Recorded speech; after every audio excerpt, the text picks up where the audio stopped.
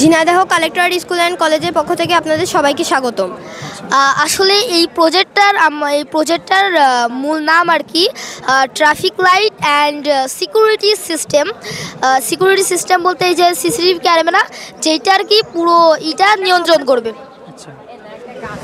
আমাদের এই সূর্য থেকে দিনের বেলা সোলার প্যানেলে বিদ্যুৎ উৎপাদন হবে এবং বাতাস এই টারবাইনগুলো থেকে বাতাসের মাধ্যমে বিদ্যুৎ উৎপাদন হবে।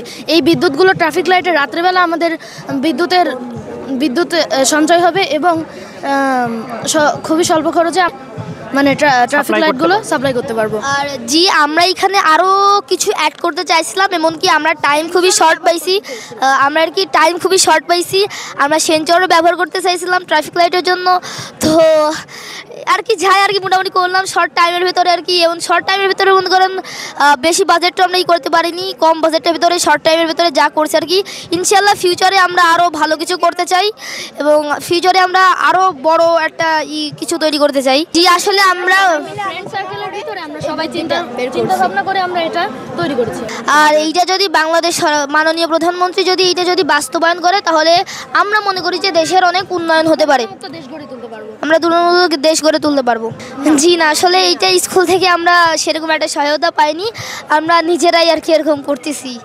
মোহাম্মদ রবিউল ইসলাম, ঝিনাইদহ কালেক্টর স্কুলে আমাদের ছেলেরা পড়ে।